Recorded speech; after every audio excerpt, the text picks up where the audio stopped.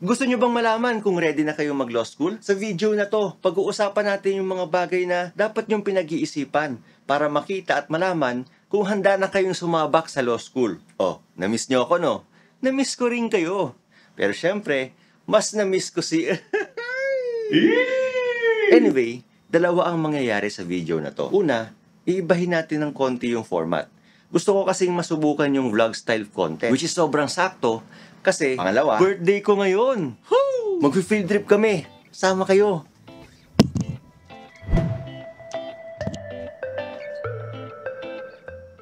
Ano? Tara!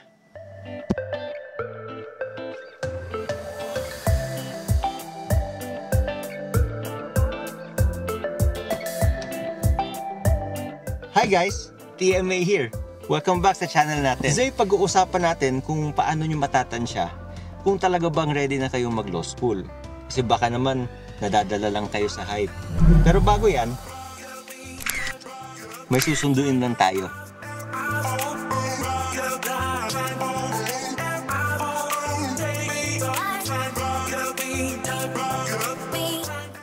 Ayan na, dito na tayo. Tara!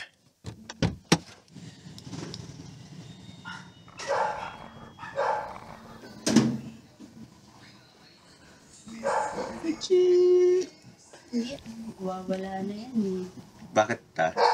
Nainitan. Sobra init, diba?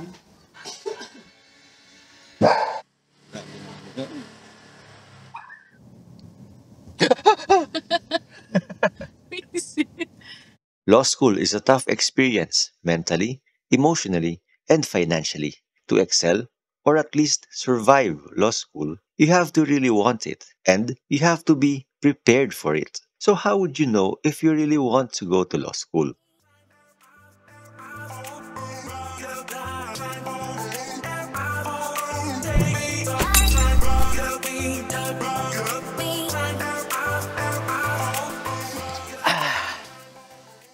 Init. Number 1, orientation, understanding, and exposure sa legal career. Ano ba ang iniisip natin kapag sinabing legal career? Hindi siya basta-basta ng kagaya sa mga pinapanood natin na movies or series na objection, Your Honor. Objection, badger, argumentative, leading the witness, ambiguous, privileged, inflammatory. Sustained. Hindi ganun. Hindi kasi natin nakikita yung hirap and sacrifices na ginawa ng mga lawyers and law students.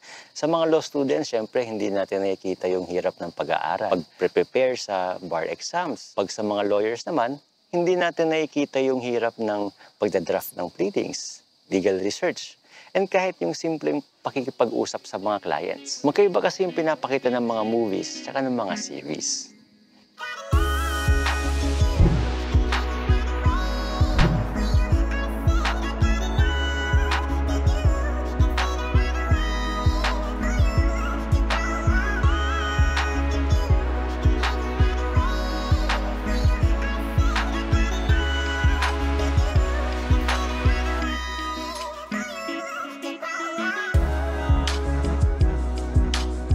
Magandang oriented ka na sa legal career para ma-manage mo na yung expectations mo. Paalala, hindi ito movies or series.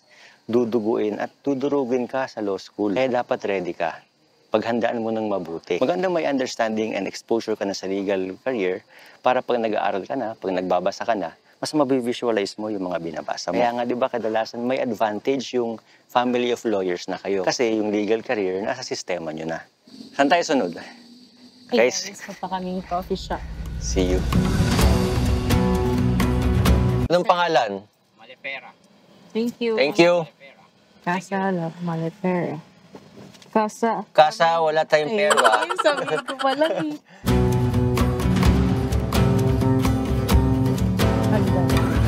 Doon po ba yung service? Thank you.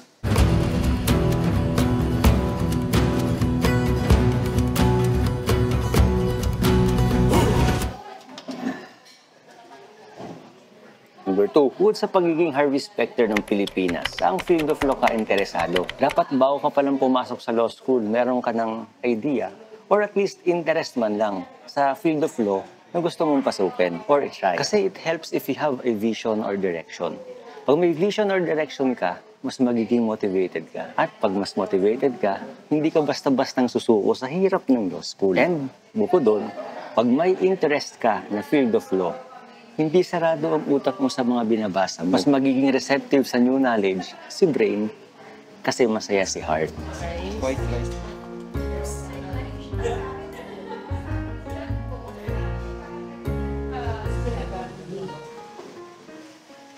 Kaya nga masarap pumasok sa klase pag may crush ka. Kasi interesado ka sa kanya. Pag interesado ka, pinaghahandaan mo mula forma hanggang sa mga bagay na sasabihin sa kanya. Parang interest mo rin yan sa practice of law. Pag interesado ka sa practice of law, gaganahan kang mag-aral at magbasa. Time-consuming and magastos ang paglolo.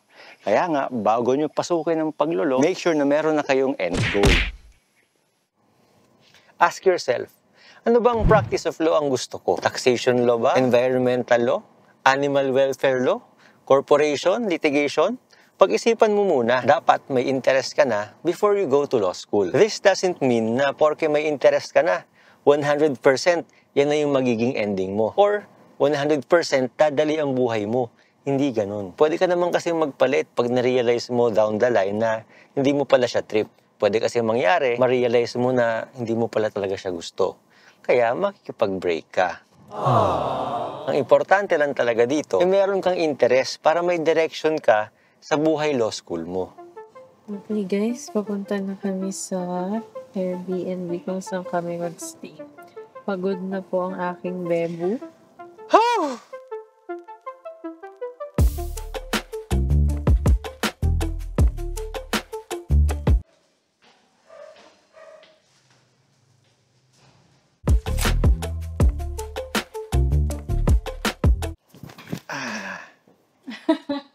Ano ka ba? Isa lang yung nasira.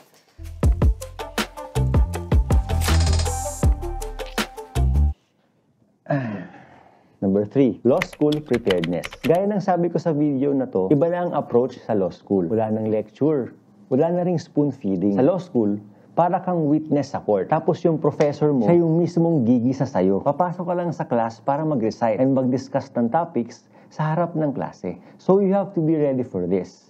Gauge yourself. Kung mahihain ka, mag-practice ka na mag-discuss ng mga topics sa harap ng tao. Or, better yet, kausapin mo yung sarili mo sa salamin. Kung manalamin ka, wala pa akong kilalang abogadong mahihain, maliban sa akin. Shy type kasi ako eh. Pinaglihi kasi ako sa makahiya. Pero, hindi ibig sabihin na porke mahihain ka, wala ka ng pag-asa. Gaya sa ibang bagay, sanayan lang yan.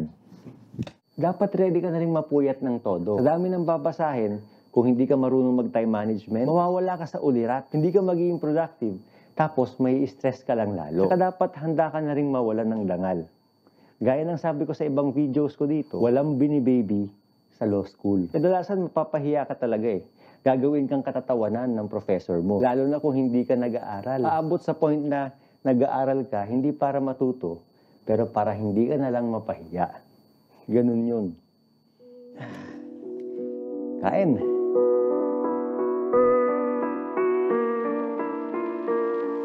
Ayan po ang parking namin na nakakatakot. May gate nga siya pero parang ang dali lang akyatin. Pero ang ganda ng building. Ang ganda. Yung location lang talaga yung nakakatakot.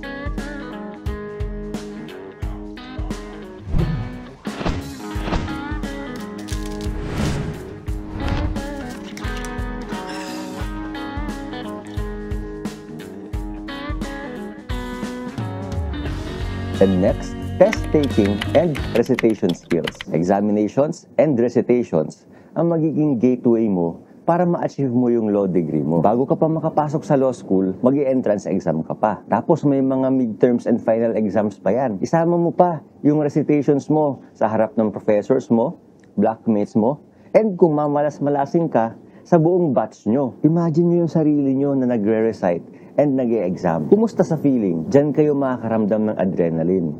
Diyan nyo mag-gauge kung ready na ba kayo or hindi pa. Ay, wala pala akong relo.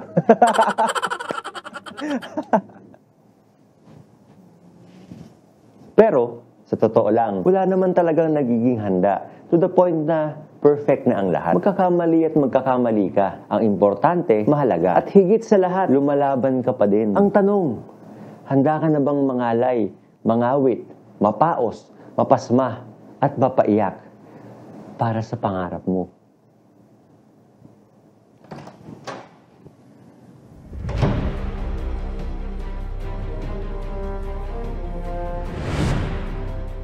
Thank you, Kuya, sa paghanap ng parking siya.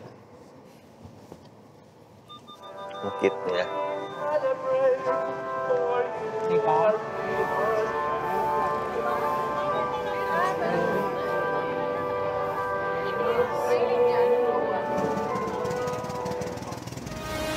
Yan sila eh. Ganda niyo. Ano kaya akin mo? Ano ginagawa? Kaya mo yan, Kuya. Mag-coffee shop. Hindi nga, Kuya. Saan tayo pupunta? Punta tayo sa Agsunta Cafe. Agusta pala. Asun.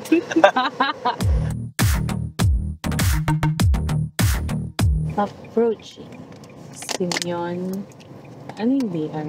Director. Doctor. Simeon Drive.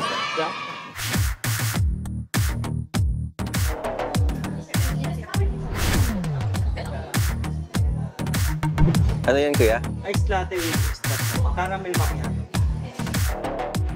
Augusta de Rossi. Guys, Agusta de Rossi daw. Augusta de Rossi.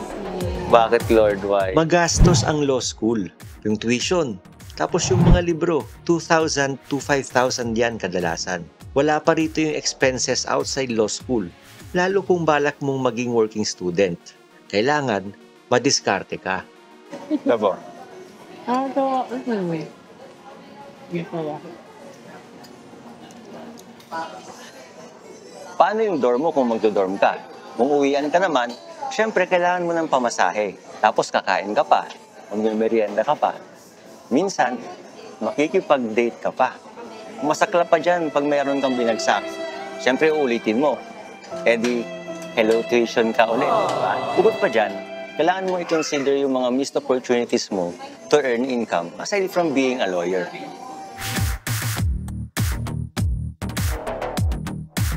Kaya napaka-importante na pag-isipan mo ng mabuti yung desisyon mong mag-law school. Maraming nasasayang kung napagtripan mo lang. Bukod doon, hindi ka rin magiging masaya. Kaya sa mga gustong mag-law school dyan, pag-isipan nyo ng mabuti. I-gauge nyo yung sarili nyo. Isipin nyo yung pros and cons. And syempre, huwag matatakot sumubok. Hindi ito pang-discourage sa inyo. Panggising lang. Yes, mahirap ang law school.